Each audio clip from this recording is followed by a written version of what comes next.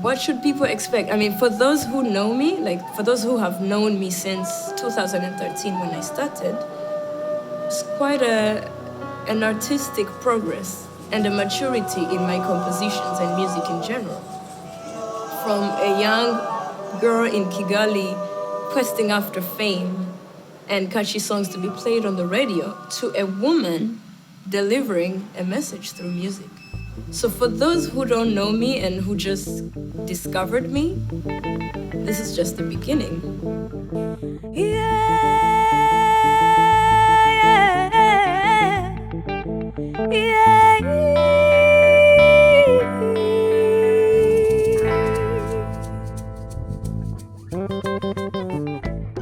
This is my very first album since I made a stubborn decision to become a professional artist.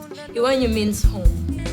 It's actually, now thinking about it, it's quite funny and close to a contradiction that I'm producing an album called Home Away from Home.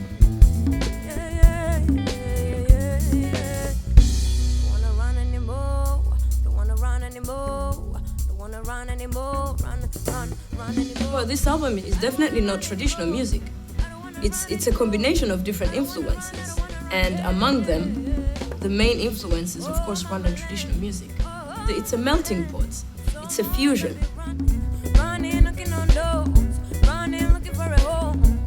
And finally I can see, finally I can breathe. Oh, mama land, whoa, mama land. So long I've been running, looking on doors, running, looking for a home. Yeah, finally I can see, finally I can breathe, finally I can reach, finally I am free. I don't wanna run anymore. I don't run anymore. I remember in the very beginning, like when I had the idea to produce this album in Belgium, and I came down here, I was working with a small group of musicians, and my budget was unspeakably small. And I was convinced I wanted to produce the album full live. I managed to put up a team of 9 musicians with whom I have been working for the past couple of months. I highly believe that music is a universal language, if not the only universal language. I've always had this idea of mixing and marrying cultures through my music. Just imagine me being an artist coming from East Africa with a Rwandan culture, to be specific, and to be able to share my culture and exchange my roots with fellow musicians with a European culture and European background. Didier is on the bass guitar in the band, and more importantly, he's the guy behind the music arrangement of the album.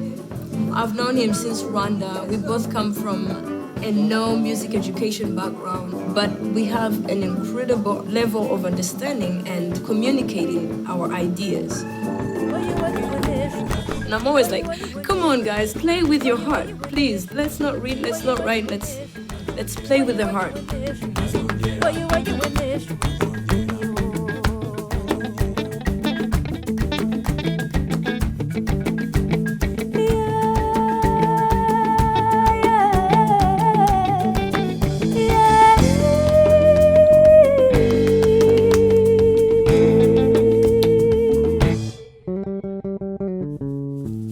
Challenges to tell you that, in the end, yes, of course, there seem to be challenges, but when I look at it now, these were very important steps for me to go through to learn all the things that I've learned.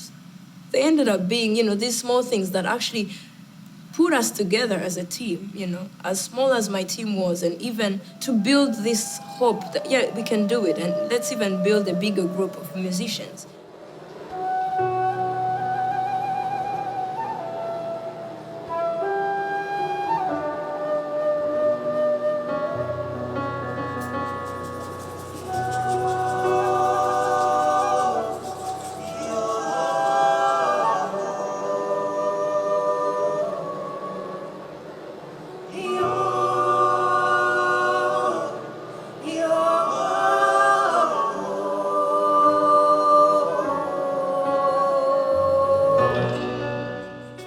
I think specifically in Rwanda, the music today is very influenced by Western culture. We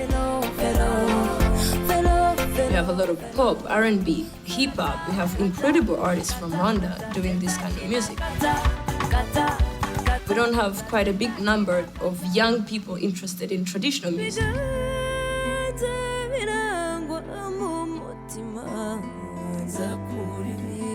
I think it's a matter of time, until people start seeing that this is a real thing and they should do it to inspire even younger people coming to keep doing the same thing. I don't want to label myself as any kind of representative for whatsoever, because I do all kinds of styles, but I have a big influence of my traditional music, and I want to be able to share that with others and hopefully inspire other people to do that kind of music.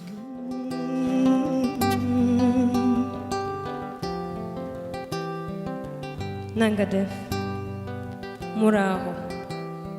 Please turn to the person next to you and tell them, Muraho. Thank you. The song I'm about to perform is about unity and hope. Now, I will not go back into history, but if today in Rwanda we have peace and unity, so can Africa.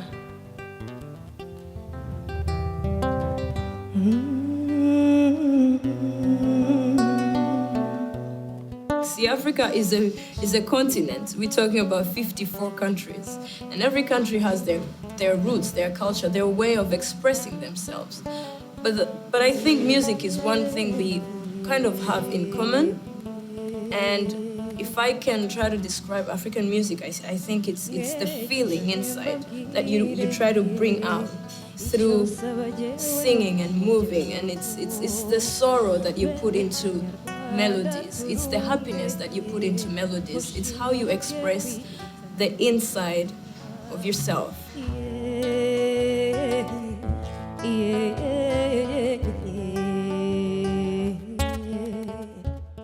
I've had a chance or opportunities to travel around the world to see different places, to see different countries, and I have successfully managed to find home in every place that I've been.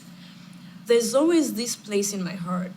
It's the place where I grew up. It's a place, it's the smell of the playgrounds where I played as a young girl. It's a smell of the kitchen, of African mothers cooking soup or rice or beans, It's the combination of colors. And this is a place that I call home, because wherever I go, wherever I feel comfortable, everywhere I go, but this place remains in my heart. It's always in my heart. It never leaves. Yeah.